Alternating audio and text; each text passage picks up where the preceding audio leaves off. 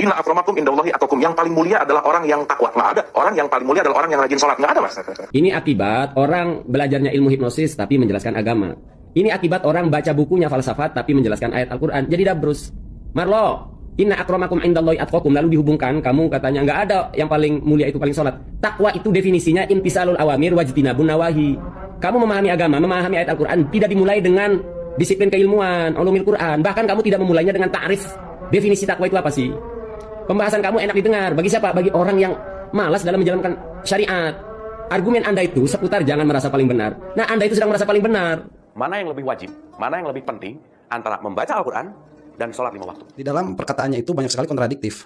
Ya memang orang yang sedari awal tidak memiliki pola berpikir yang ajak, itu dia tidak menyadari bahwa perkataannya itu terdapat banyak sekali kontradiksi. Jadi tidak usah jauh ya, misalkan melihat satu perkataan hari ini dengan perkataan 3 hari kemarin atau perkataan 3 hari berikutnya. Dari satu sentence ke sentence yang lain, dari satu kalimat ke kalimat yang lain, itu pun akan banyak sekali kontradiksi. Termasuk orang yang tidak memiliki pola pikir.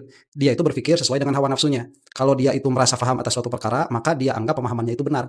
Apabila dia tidak menyukai atau tidak memahami suatu perkara, maka dia menganggap pemikiran itu salah. Sehingga kalau misalkan kita mau pakai madhab ya, itu sudah punya madhab sendiri.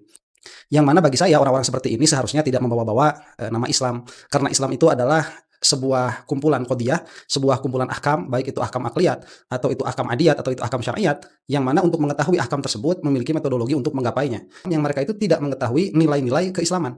Nilai-nilai keislaman itu tidak bisa difahami tanpa metodologi. Dia pernah mengkhususkan diri untuk belajar agama atau tidak? Saya rasa dan saya tahu lah dia itu tidak pernah mengkhususkan diri untuk belajar agama. Mengkhususkan diri untuk belajar setidaknya yang paling dasar saja ya, untuk mengetahui agama kita dari bahasa aslinya yaitu bahasa Arab. Misalkan dengan belajar jurumiyah, dengan belajar nahwu atau dengan belajar sorof. Kalau dia pernah, berarti kelihatan bodohnya. Pernah belajar kok tidak bisa, berarti kemampuan berpikirnya, kapasitasnya untuk belajar itu sangat terbatas. Kalau nggak pernah, ngapain juga tuh dia itu masuk untuk berusaha memahami agama? Nggak bakalan bisa. Agama kita ini memiliki sumber-sumber otoritatif. Kenapa mereka itu otoritatif? Karena mereka itu menghabiskan waktunya memang untuk memahami agama. Bahwa bahasa Arab itu memiliki gap yang sangat panjang. Kita tidak usah mengatakan yang sekarang, bahasa Arab yang sekarang itu sudah jelas ya, 15 abad tuh bedanya. Ini perbedaan bahasa Arab dari zaman sahabat saja kepada masa tabi'in itu sudah ada gap. Nah, yang mana memang pada saat itu perpindahan pengetahuan itu tidak dilaksanakan secara tertulis, tetapi dilaksanakan secara lisan. Yang mana pada akhirnya makna-makna yang terkandung di dalam Al-Quran dan hadis itu tidak tersampaikan karena mereka itu sedikit banyak memahami bahasa Arab sebagaimana turunnya Al-Quran di dalam bahasa Arab saat itu. Nah, setelah sampai kepada kita, gap itu terasa. Makanya para ulama terdahulu itu mentaklif alat-alat untuk memahami hal itu. Nah, dari pentaklifan itu karena ada gap, makanya terdapat pencabangan atau terdapat perbedaan pendapat di dalam memahami teks itu.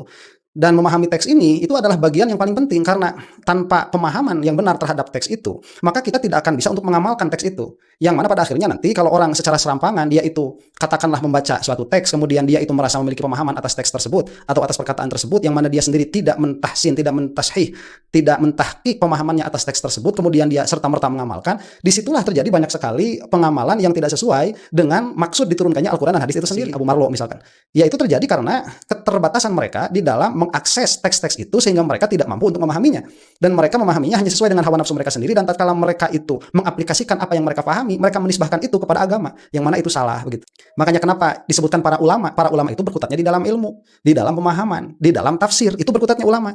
Nah, nanti orang awam ini kalau mereka punya kelebihan, kemudian mereka punya kelapangan di dalam waktu, di dalam katakanlah di dalam waktu, kemudian punya kelapangan di dalam materi, mereka bisa mengamalkan apa-apa yang sudah dipahami oleh para ulama. Makanya para ulama itu disebut ulama, bukan amilin. Makanya kita ada yang namanya alim, ada yang soleh, ada yang namanya abid. Itu macam-macam derajatnya, dan yang paling tinggi itu para ulama karena mereka memang pertama kali berkutat di dalam ilmu dulu, di dalam makna dulu. Nah, terus apa fungsinya beragama itu kalau tidak mengikuti para ulama dengan manhaj dan madhab yang benar? Jadi kalau misalkan mau tolol itu sendirian aja, jangan bawa-bawa orang kayak gini begitu. Kemudian kita misalkan disuruh untuk sholat nih, tapi kita tidak tahu esensi dari sholat itu apa yang menjadikan sholat itu sholat, tidak tahu syarat rukun dan yang membatalkannya, maka kita tidak akan bisa untuk mengerjakan sholat. Iman pun demikian, kalau misalkan kita tidak mengetahui esensi daripada iman, maka kamu tidak akan bisa mempunyai iman. Saya yakin 100% nggak bakalan tahu dia itu, minimalnya waktu dia lagi ngomong ini ya, apa sih sebetulnya hakikatul iman itu? Bagaimana keadaan hati itu bisa disebut iman tatkala dia itu beriman? Gak bakalan tahu. Makanya dia itu gak bakalan pernah tahu apakah dia itu sudah keluar dari agama atau tidak. Jadi tatkala mengatakan misalkan seorang muslim itu dia akan berislam hanya pada lisannya saja, ya karena memang ya ini seperti inilah, mau apa? Kita katakan ini agama apa yang macam seperti ini begitu.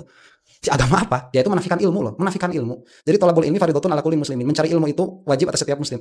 tolabul ilmi, ilmunya itu pakai alif lam. Itu alif lamnya imma lil ahdi. Itu lil ahdi itu. Ilmu apa? Ilmu syariat, ilmu syara. Ilmu syara itu ada cara mendapatkannya, dari mana mendapatkannya, dan metodologi mendapatkannya. Karena kalau misalkan dia pernah menempuh hal itu, kemudian hasilnya seperti ini, ya gobloknya keterlaluan gitu. Kalau misalkan belum pernah kemudian ngomong-ngomong seperti itu, ya itu sudah bukan agama Islam lagi.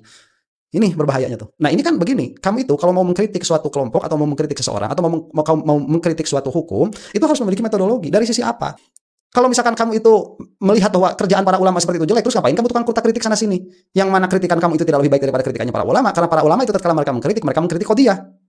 Yang mana apabila qadhiyah itu atau proposisi itu ada pada suatu kelompok, maka akan kena kritikan itu kepada suatu kelompok dalam hal partikular tertentu itu saja. Misalkan kita tatkala mengkritik Wahabi, itu terus-terusan kritiknya itu di dalam keyakinan mereka bahwa Allah itu di arsy, bahwa Allah itu punya tangan, punya kaki dan lain sebagainya. Dalam keadaan mereka itu menjisimkan Allah Subhanahu wa taala. Itu yang kita kritik, bukan Wahabi secara utuh. Nanti misalkan ada lagi nih Wahabi ini mengatakan yang namanya ziarah kubur itu bid'ah haram. Kita kritik lagi di situ. Itu satu-satu, dan itu para ulama, dan para ulama ini mengeluarkan sumber-sumber yang otoritatif dan tafsir-tafsir yang otoritatif atas kritikan mereka. Omong-omong doang, kritik sana kritik sini tanpa landasan kritik yang jelas, tanpa ta'rif yang jelas, tanpa lawazim yang jelas. Kamu hanya mengkritik atas apa yang kamu pahami dan kamu yakini itu salah. Yang mana pada dirinya belum tentu itu salah, dan kamu tidak bisa membuktikan secara ilmiah itu salah karena kamu pun secara dari awal tidak paham patokan ilmiah di dalam agama itu apa. Begitu, sama-sama tidak memiliki fondasi agama yang baik, tidak memiliki fondasi agama yang benar, yang mana mereka itu jangankan untuk agama yang baik dan benar, mungkin ya salat yang sah pun mereka nggak punya. Ya entah kalau si Abu Marlo, cuman saya yakin juga nggak. Ini mah keyakinan ya, zon, wala batu zon, dia juga nggak punya. Jadi jangankan berkata-kata tentang masalah agama di dalam perkara-perkara yang dakik, perkara yang fardhu ain saja mereka itu tidak selesai. Dan apabila orang-orang seperti ini sudah mulai banyak didengarkan, ya selamat membawa kebodohan sampai mati. Na'udzubillah min dzalik. Demikian, mudah-mudahan Allah Subhanahu wa taala memberikan kemenangan terhadap orang-orang mukmin. Wallahu taala a'lam bissawab. Assalamualaikum warahmatullahi taala wabarakatuh.